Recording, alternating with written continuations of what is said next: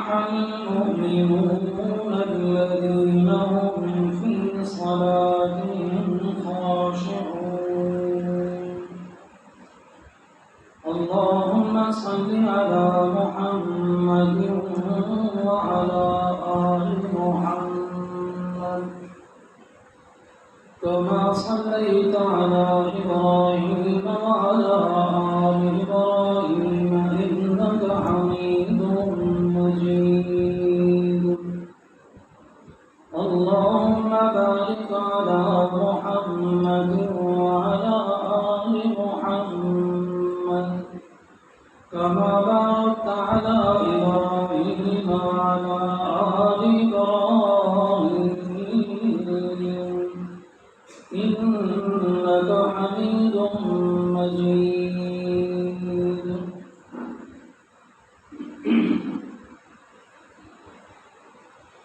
گرامی قدر سامعین، سورۃ المؤمنون 18واں پارہ پہلی 2 آیات میں نے تلاوت کی ہیں۔ رب العالمین فرماتے ہیں تحقیق کامیاب اور کامران ہیں وہ مومن جو اپنی نمازوں کے اندر خشوع اور خضوع رکھتے ہیں۔ خضوع ظاہری اعضاء کا جھکانا ہوتا ہے اور خشوع دل کا جھکانا ہوتا ہے، یعنی اپنے اعضاء و جوارح کے ساتھ اپنے دل کو بھی جھکاتے ہیں اللہ کی نماز میں۔ نماز کے مسائل کا بیان چل رہا تھا۔ نماز سے پہلے جو شرائط ہیں 7، وہ 4 شرائط ہم نے بیان کی تھی۔ پہلی شرط یہ ہے کہ بندے کا جسم پاک ہو،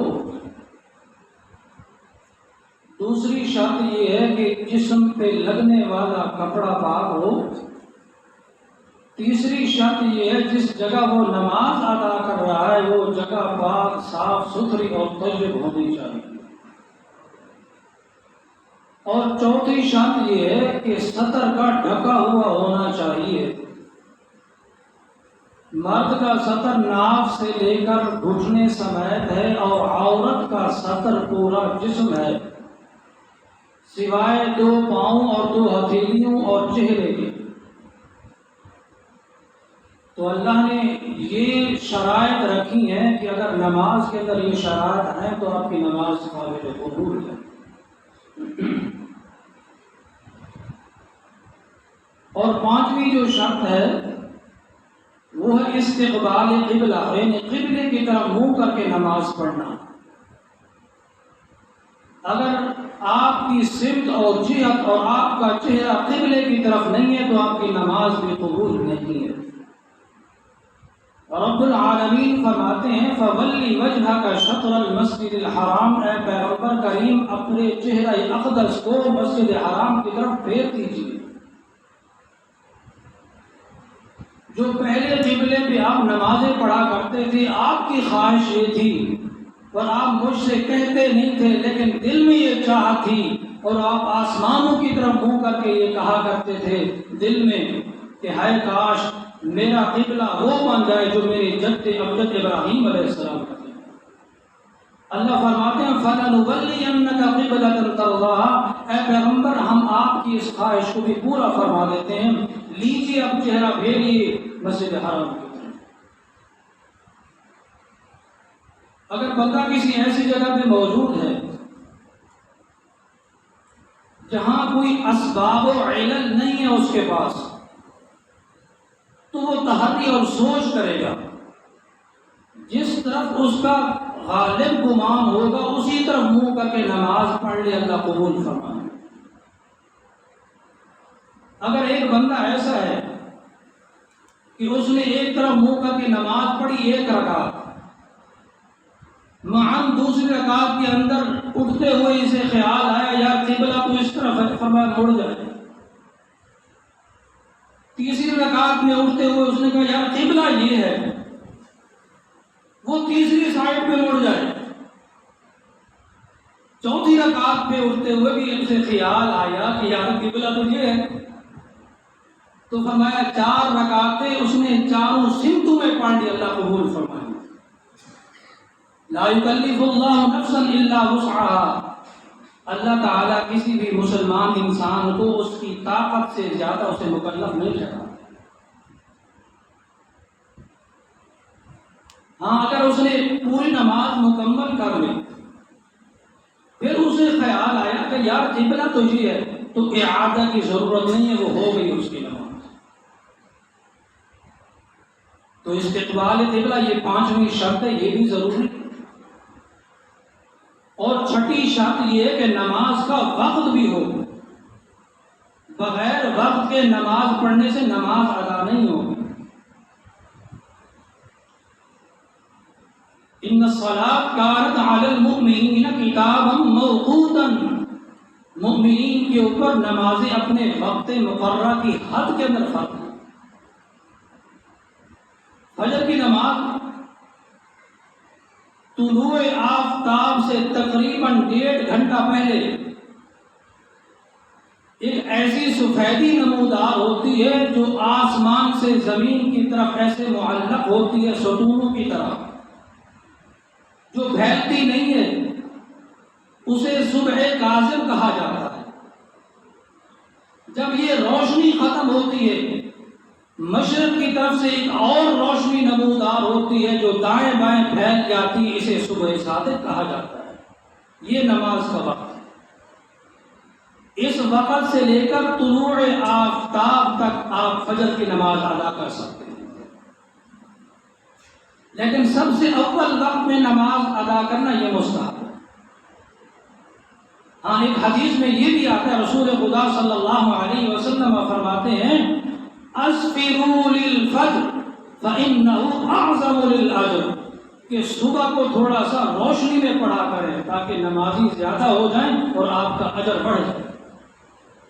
نمازی کی طرح آپ اندھیرے میں پڑھیں یا روشنی میں پڑھیں، نمازی کی طرح ہیں بھائی۔ رات کو 2 بجے تو بیچارے سوتے ہیں، ساری رات تو ریسرچ کرتے ہیں، ساری رات تو سوشل میڈیا کا استعمال کرتے ہیں، بیچارے نماز پہ کیسے آئیں؟ ہاں ایک علاقے کے اندر ایک آیت مشہور ہے، مسجد کی انتظامیہ نے یہ اعلان کروا دیا، منادی کروا دی علاقے کے اندر کہ جو بندہ صبح کی نماز پہ آئے گا، یعنی صبح کی نماز پہ اگر نہیں آئے گا تو ہم اس کی دوسری شادی کروا دیں گے۔ جو بندہ صبح کی نماز میں نہیں آئے گا ہم اس کی دوسری شادی کروائیں گے، سارا خرچہ مسجد انتظامیہ کے ذمہ۔ بیچاری عورتیں رات کو سوتی، انہوں نے تو سونا چھوڑ دیا، شوہر نامدار کو صبح اٹھاتی ہیں اور مسجد بھیجتی ہیں۔ یقین جانیے جمعے میں بھی اتنا رش نہیں ہوتا تھا جتنا فجر کی نماز میں رش ہوتا، کہ کہیں اس کی دوسری شادی نہ ہو۔ اللہ کی وہ بھی نیک بندیاں ہیں، اپنا اپنا طمع ہے، اپنا اپنا حرص ہے ہر کسی۔ تو صبح کی نماز اگر غلط اندھیرے میں پڑھی جائے اور آپ کو یہ معلوم ہے کہ ہمارے نمازی پورے تو پڑھیں آپ، جیسے ہم پڑھ رہے ہیں، ہمیں پتہ ہے ہمارے نمازی پورے ہیں، 100-200 گھروں میں ہمارے 10-15 نمازی پورے ہیں، پکے نمازی ہیں، ہمیں اور کیا چاہیے؟ ہماری انتظامیہ اتنی مضبوط نہیں ہے جو ان سے کہہ سکے کہ دوسری شادی کروا دیں۔ اللہ، پھر اس کے بعد ظہر کا وقت شروع ہوتا ہے، سورج کے ڈھلنے کے بعد ظہر کا وقت شروع ہوتا ہے۔ یہ بندے کا جب سایہ اصل سے 2 حصے پڑ جائے، جس کو عربی میں نصفین کہا جاتا ہے احناف کے نزدیک، اس وقت تک نماز پڑھی جا سکتی ہے ظہر۔ اور ظہر کی نماز کا جب وقت ختم ہوتا ہے تو معاً متصلاً عصر کا وقت شروع ہوتا ہے، یعنی عصر اور ظہر کی نماز کے بیچوں بیچ کوئی مکروہ وقت نہیں ہے۔ فجر اور ظہر کی نمازوں کے بیچ ایک مکروہ وقت ہے، وہ زوال کا اور طلوع آفتاب، 2 وقت ہے۔ طلوع آفتاب کا تقریباً 15 سے 20 منٹ تک آپ کوئی اس میں نماز نہیں پڑھ سکتے، اسی طرح زوال کے وقت بھی آپ کوئی نماز نہیں پڑھ سکتے جب سورج سر پہ موجود ہوتا ہے۔ تو یہ ظہر کا وقت عصر یعنی سورج کے غروب ہونے تک اس سے تقریباً 15 منٹ پہلے ختم ہو جائے. الا عصر یوم ہی، اگر کسی نے اسی دن عصر کی نماز پڑھنی ہے تو وہ پڑھ سکتا ہے. اس کے ساتھ ایک اور مسئلہ بھی سمجھ لیں کہ ایک بندے نے اگر ظہر کے وقت میں نیت کی اور تکبیر تحریمہ باندھ لی، تکبیر کہہ لی، نماز شروع کر لی اور عصر کا وقت شروع ہو گیا، تو وہ نماز مکمل کرے، اللہ اس کی نماز قبول فرمائے. لیکن خود ڈھیلا نہ بنائے، ابھی پڑھتا ہوں ابھی پڑھتا ہوں ابھی پڑھتا ہوں. اور ظہر کے اندر بھی ایک وقت مستحب یہ ہے، اللہ کے رسول صلی اللہ علیہ وسلم فرماتے ہیں ابردو بالظہر، ظہر کو تھوڑا سا ٹھنڈا کر کے پڑھا کریں. فإن شدۃ الحر من فیح جہنم، کیونکہ جو گرمی ہوتی ہے وہ جہنم کے جلانے کی وجہ سے ہوتی ہے. جب فرشتے جہنم کو زیادہ گرماتے ہیں تو اس کی حدت اور شدت دنیا تک پہنچتی ہے تو مزید گرمی بڑھ جاتی ہے. اور ساتھ یہ بھی فرمایا کہ فاتقوا النار التي وقودها الناس والحجارة، ڈرو اس آگ سے جس کا ایندھن انسان اور پتھر ہے. پڑھا کریں نماز. اور نماز جو مغرب کا وقت شروع ہوتا ہے وہ سورج کے غروب ہونے سے، غروب ہونے کے بعد ایک شفق میں سرخی مائل، ایک سرخی قسم کی وہ روشنائی آ جاتی ہے. اس کے بعد جب یہ ختم ہوتی ہے پھر سفیدی آ جاتی ہے. جب تک سفیدی رہتی ہے مغرب کا نماز وقت رہتا ہے، کافی رہتا ہے. اور جب یہ وقت اور یہ سفیدی ختم ہوتی ہے پھر یہاں سے عشاء کا وقت شروع ہوتا ہے. یہ 5 اوقات. اور 7ویں شرط یہ ہے کہ نیت کرنا، نماز کی نیت بھی ضروری. جب آپ نے ظہر کی اذان سنی تو آپ نے وضو کیا، آپ نے کہا میں ظہر کی نماز پڑھنے جا رہا، تو یہ اصل آپ کی نیت ہے. نیت اصل میں دل کے ارادے کا نام ہوتا ہے. زبان سے کہنا مستحب ہے، ہاں ان بندوں کے لیے جن کو کوئی چیزیں یاد نہ رہتی ہیں.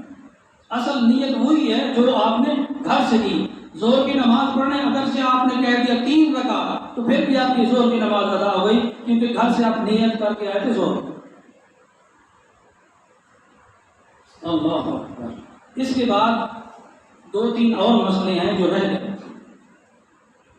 ایک مسئلہ ہے جو لوگ کاروبار یہ کام کرتے ہیں پینٹ کا، وہ جب تک یہ اس کے اوپر تہ ہوتی ہے جسم کی، وہ جب تک اس جسم سے اپنی اس تہ کو دور نہیں کریں گے.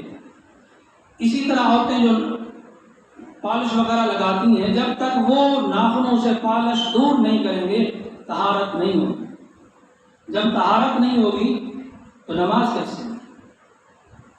دوسرا مسئلہ، اگر کسی کا بندے کا کوئی ایسا زخم ہے اس نے پٹی باندھی ہوئی ہے، اگر تو وہ پٹی کو اتار سکتا ہے، اس کو کوئی تکلیف نہیں ہوتی تو وہ اتار لے.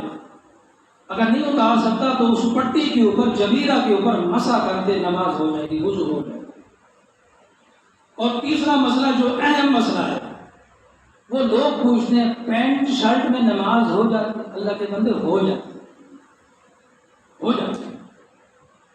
ہاں، اللہ کے رسول نے ایسے لباس پہننے سے منع کیا جو بالکل کسا ہوا سخت ہو، جس سے جسم کی ساخت نظر آتی ہو. شرم کی بات ہوتی ہے، اس میں نماز ہو جاتی ہے، مکروہ ہوتی ہے، کراہت کے ساتھ ہوتی ہے. یا ایسا لباس جس سے جسم نظر آتا ہے.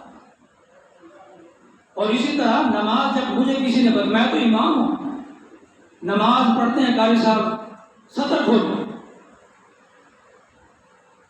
وہ پینٹ شرٹ والے کی نماز جب ہوگی تو ہوگی، پچھلے بندے کی نہیں ہوتی. اور یو انڈرسٹینڈ؟ پچھلے بندے کی نماز نہیں ہوتی. سطر کھل جاتا ہے یار، 3 دفعہ سطر کھل اور 3 دفعہ سبحان اللہ کہنے کی مقدار سطر کھلا رہا، نماز ختم. چھوٹی چھوٹی شرٹیں پہن کے آ جاتے ہیں، نماز رکوع سجدے میں جاتے ہیں، شرٹ اوپر پینٹ نیچے. اللہ کے بندوں احساس، یہ تو اس مسئلے پہ تو خاص توجہ دیں. اللہ تعالیٰ ہم سب کو عمل کی توفیق عطا فرمائے. سنت